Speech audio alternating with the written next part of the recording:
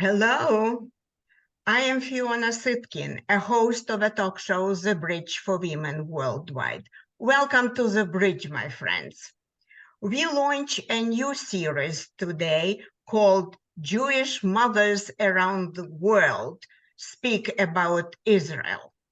The goal is to show the big picture of mothers' vision of the hot situation in Israel. We love and respect our mothers, so let's listen to their advice, to what they have to say. Why? Because mother knows best, right? Okay, the topic today is a mama from Chattanooga, Tennessee, speaks about Israel with Deborah Levine, originally from New York. Welcome to the bridge, Deborah. Thank you. I'm very happy to be here. Appreciate it. Yes. And, my friends, you will hear today from a remarkable person who learned by experience what it takes to hold her own. Deborah went a long way establishing herself as an outstanding diversity, equity, inclusion consultant. And I know her very well and included her as a book subject in my own book, How They Made It in America. So I know her well. Again, welcome to the bridge. It's great to see you again, Fiona, always. Thank you. Now, tell us, Deborah, how are you related to Israel? Do you have any relatives here? What shaped your attitude to Israel? Please share where you are coming from in this discussion, providing a bit of your background, if you please. Sure. I'll start with my grandparents. I lived near them growing up in Bermuda and always admired the painting they brought back with them from visiting Israel in the 1960s. The painting was of a boy and his younger sister and looked just like my brother and myself. When my parents visited Israel in the 1970s, they inspired me to visit too, but it would be another 20 years before I got the chance to go. In the meantime, I began working for the American Jewish Committee in Chicago. I coordinated the National Workshop on Christian-Jewish Relations and became a consultant for writing a guide called Israel Dialogue with Christians and Jews. And recently I revised it, updated it, and published it on Amazon. And I still wanted to go to Israel and finally had that opportunity when I was media director for the Jewish Federation in Tulsa shortly after the Oklahoma City bombing. Wow. Yeah. It was an amazing experience that I dearly wanted to repeat, and I did get to go again when I became the executive director of the Chattanooga's Jewish Federation here in Tennessee. It was on that trip that I took my stepdaughter out to lunch in Haifa, Israel. And she was passionate about being in Israel and now lives there with her husband and 4 sons, my grandchildren. So the family now has 5 generations with connections to Israel. And that connection was solidified when I read my father's World War II letters about the Holocaust, where he wondered what was going to happen because there was no safe place for Jewish people in Europe after the war.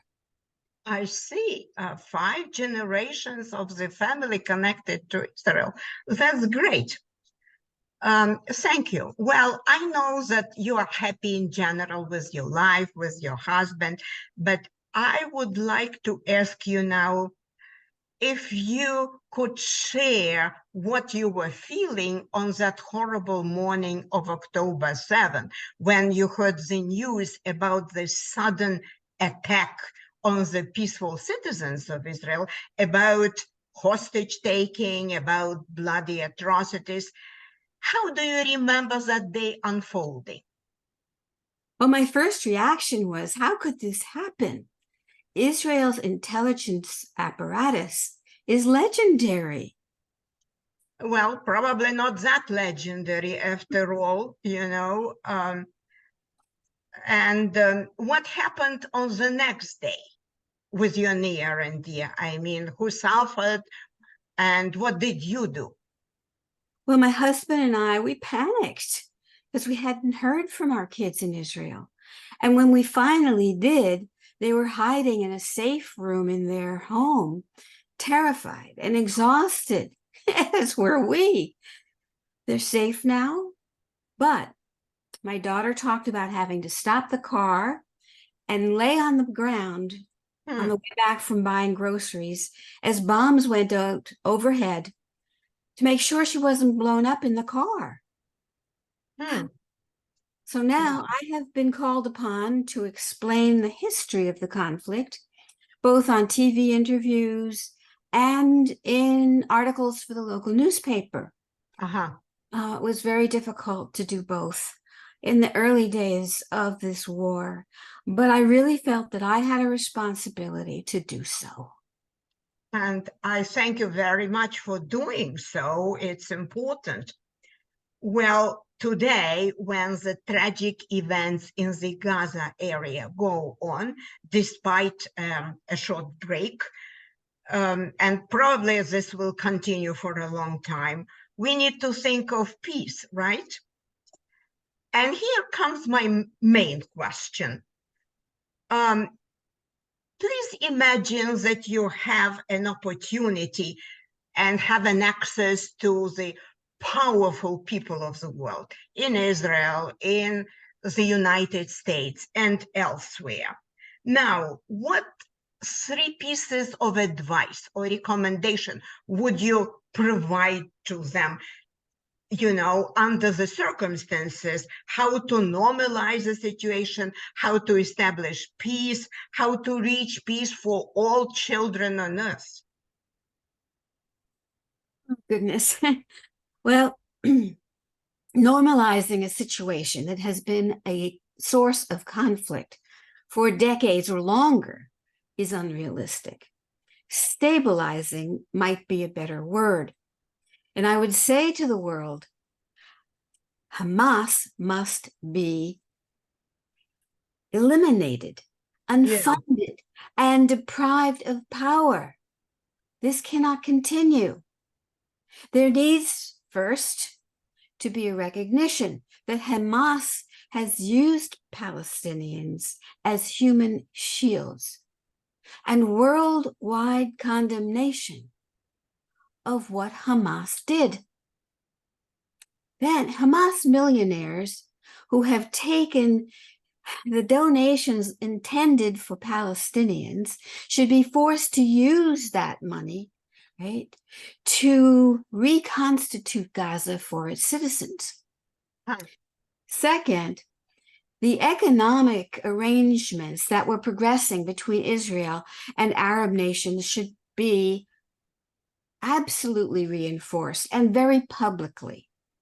The nations involved, they need to form a conclave of regional leaders to come up with a very creative long-term solution, because it's unlikely that we're going to return to some kind of status quo, right? Now, this two-state solution has not worked, and it's questionable if it ever will. So they need to get creative.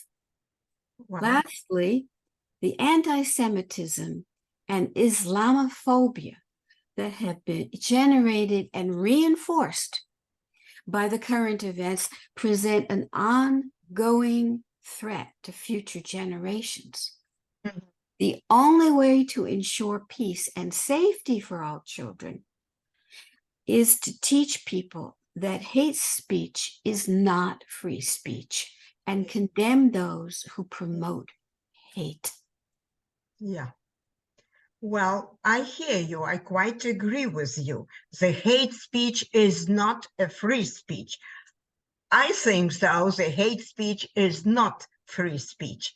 Thank you so much. Those ideas of yours make you a role model for women and men alike. And being a role model is a great mission in life, I believe. Thank you for being here. And now, my friends, let me thank you all for watching The Bridge for Women Worldwide, running the series called Jewish Mothers from Around the World Speak About Israel. Please subscribe to our channel. It is now over 10,000 subscribers strong and counting. And let us connect via YouTube, via your comments, and also via my book website, www.fionasitkin.com. And now, our guest and I, Deborah Levine, and myself wish all of you to stay well and healthy for years to come. We will win. We will overcome this war and beyond. I salute you. Bye-bye.